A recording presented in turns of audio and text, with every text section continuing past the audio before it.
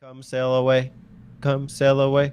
Hi, I'm Alex, and this is my review of Alex Kidd in Miracle World. I'm setting this up so you can clip it, Teddy.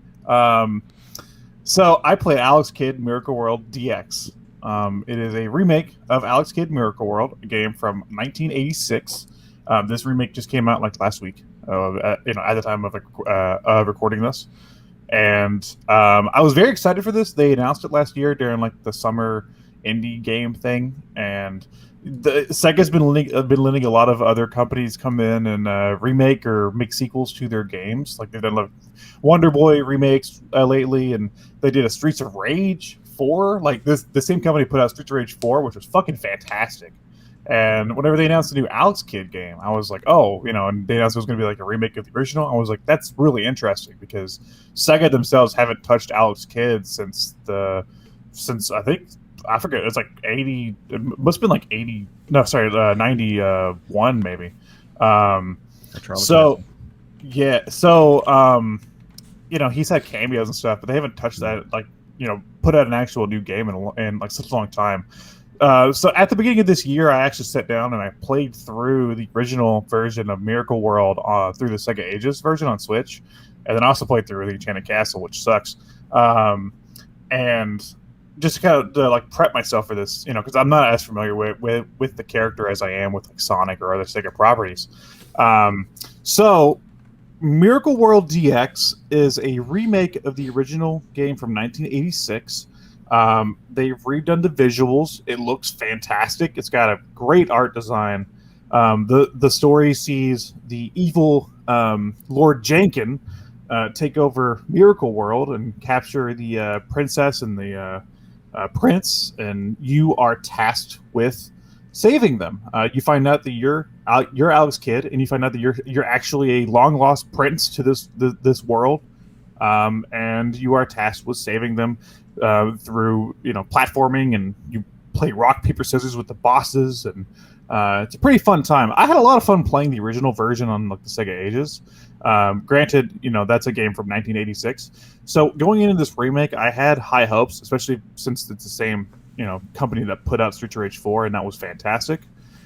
Um, this remake is up in the air for me. The art design is fantastic. They did a great job revamping all of that. Alex looks awesome. The world looks great. I love the interactions with the NPCs and stuff, and the story. The issue is that I don't think they've done enough gameplay wise. This still feels like a game from 1986.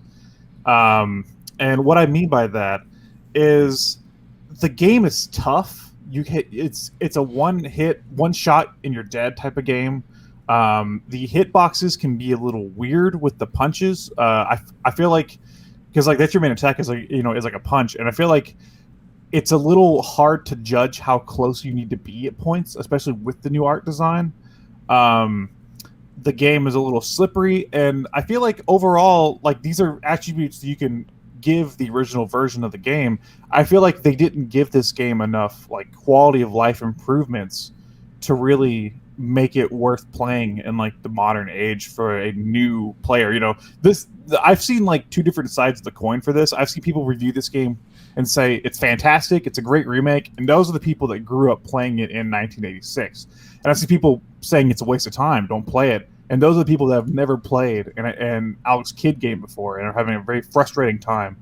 Um, so it's like it's like splitting hairs. I feel like maybe they were afraid of changing the game too much and like alienating fans, but at the same time they didn't change enough, and it's almost making it to where new players aren't really able to get into it. They should have maybe added a few more hit points.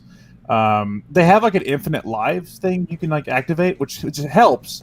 Like, but if you do that, it deactivates some of the achievements. So it kind of like nullifies the reason to do it. It's like, oh, you don't get some of the achievements for beating the game if you do this. It's like it punishes you for needing the extra help. Um, and I don't know. I'm kind of mixed. Graphically, it looks really good. Yo, it looks fantastic. They did a great job with that. Alex does look awesome. You said Thank this. you. You said this originally came out in you. like 1986. Yep. So is this? It was the mascot platformer for the Genesis. No, it was for the Master System. Oh, the Master System, but also for the Genesis before Sonic, if I'm not mistaken. Yeah, and Enchanted Castle did come out, but this is Miracle World. So was this an attempt to compete with Mario?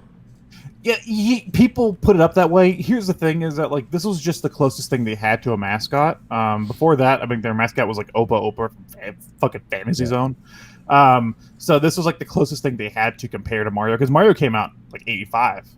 So I don't think they directly created Alex Kidd to compete with Mario. People like to frame it that way because it's like they like to frame it as like, oh, Alex Kidd, the failed mascot. But it was like, no, this was just the only platformer they had. So this is what they what you put up against Mario. In that sense, I think honestly, as a game from 1986, this game has a lot going on. There's gameplay variety out the ass in this game, because you got your standard platforming stages. You can go into item shops and buy different vehicles and buy different items that help you along the way in battles and power ups and stuff, and save them and activate them whenever you want. There's vertical stages and horizontal stages. The bosses use a rock paper scissors mechanic. There's these there's these castles you have to go into during certain parts that have puzzle elements. Like if you're straight up like putting this game up against the original Super Mario Bros., this game's got a lot more going on, and that was kind of impressive from a game from 1986. Mm-hmm. Do you feel the rock paper scissors mechanic is still cheap? Yes, fuck it. There's an item you can get in game that will tell you what the enemy is going to do, which at that point, why even have the mechanic? I feel like that's just a stupid mechanic in the first place that they implemented, because it's like it's the stories about Lord Jenkin and it's rock paper scissors themed and stuff. And I know this remake has to keep that in there, but Jenkin, like John Kenpon. Yeah, John Kenpon. Yeah, and I feel like they had to keep that gameplay system in there just because it's like a staple of the series. But I don't like it. I don't think anybody likes it. You just do it to get past the stage. And in the Sega Ages version, you could rewind. So at least if you messed up, you could rewind and throw the right one and you just move on with the area. But that's not where the game shines. The game shines is like in the platforming itself.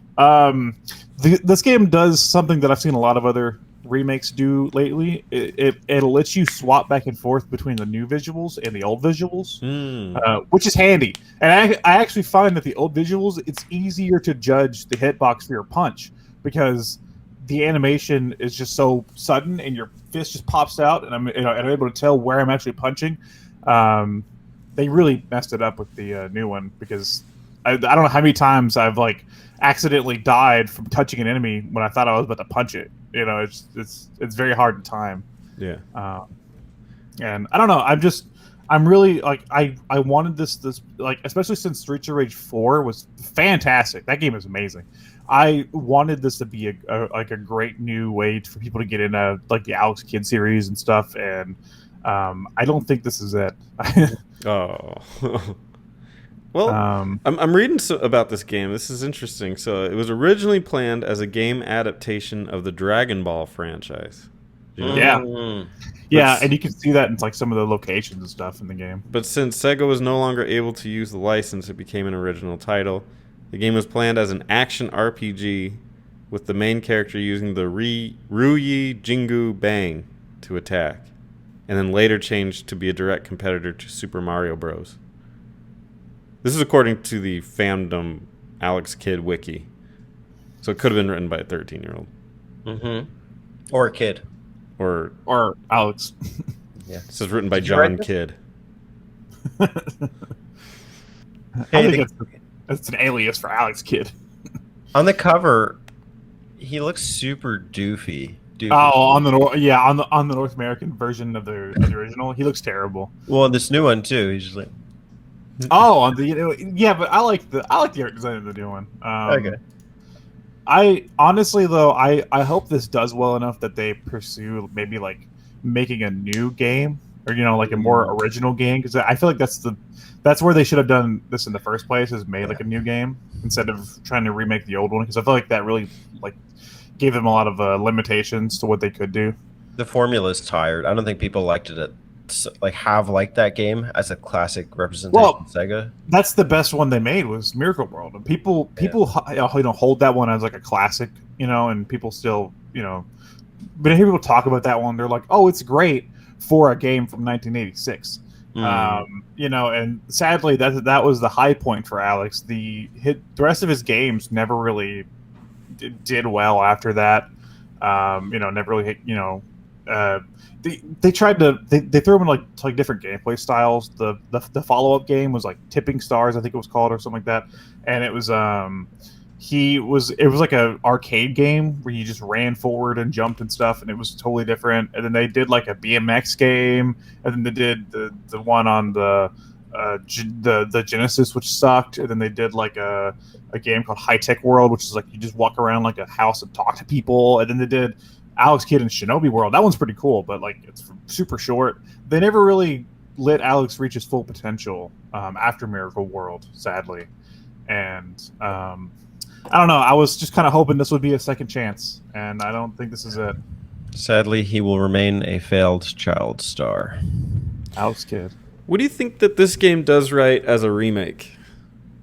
It does right in the sense that for one, it ups visuals. Obviously, that's the biggest thing when you first look at it. It also expands the narrative. It adds different like NPCs into the world you can talk to that give you more of the narrative. And it also, I like the fact that it's faithful in some sense. There's an option in the options to change whenever you beat the stage. He will either eat, I forget what it's called, he'll eat like the rice ball with the seaweed. What's it called, Teddy? Onigiri. Onigiri, or you could change it to what the other regions originally had. He could eat a cheeseburger, which is what I kept it to, or you can eat fish and chips and stuff. And that's what they did for the different versions of that game back in '86. Was they had to eat the different things in the different countries. So I like the fact that that's faithful, like that's super cool. They redid the music, and that's really nice. I like being able to switch back and forth between the two different versions of the same game to see, you playing a stage and you're like, oh, how did this look back in the old school version? And just like a click of the button and it shows you. It's like, oh, that's super cool. There's a lot to like about this remake. It's just there's a lot that holds it back because they didn't improve the gameplay. It feels like a game from 1986. It's hard as hell. So instead of a whole new world, a whole old world where you're gonna die 1,000 times. You can play rock, paper, scissors, and read their minds. So if you really want to play this game and get enjoyment out of it, I would recommend doing the Infinite Lives thing. It just sucks that you don't get the achievements, because this was the first game I beat on my Xbox Series S. It's kind of funny. Oh, wow. It's like the oldest game ever.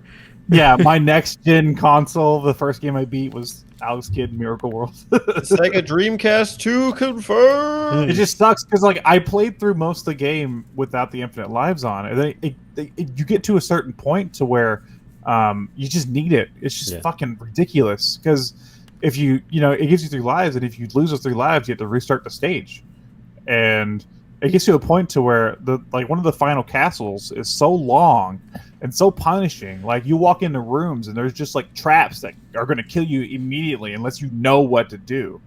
So it gets to the point to where I was almost felt like all my deaths were not my fault, and then at that point I had to turn on the Infinite Lives, which sucks because I didn't get those achievements. So I ain't no achievement whore, so I wouldn't care. Well, if I'm playing a game like that, it's short and simple, and it doesn't have that many achievements. I might as well just hunt for them. So you should just play Shantae. Shantae, the achievement. For achievement 4. Tell me more about your Game Talk game, Shantae, Teddy. Yeah. Anyway, that was my review of Alex Kidd and Miracle World DX. I think it's somewhere down the middle. I'm very mixed on it. Alex reviews his childhood. Confirmed.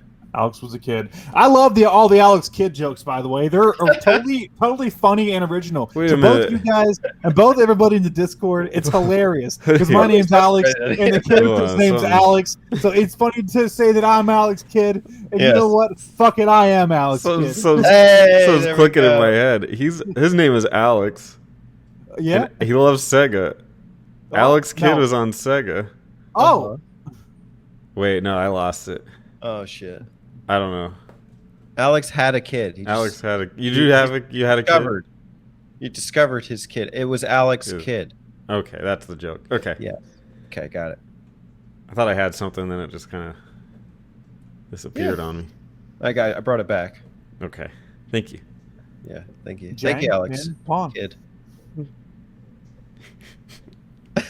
Which is better, Alex Kidd or Kid Chameleon? Kid Chameleon. Ooh, that's a toughie. Yeah. Ooh. I don't know. Kid Chameleon has alliteration. Because it's just the one. You never played Kick a Million, Sisters, so stop acting like you have. I just thought we were talking about names. I like Kid Oh, Chameleon. we're doing more. a name evaluation? Yeah, I've never played either. So You I don't know. you're a faker. Which is better, Alex Kidd or Gerald Kidd? Gerald Kid. Oh. Hey y'all, don't forget to subscribe to them button mappers.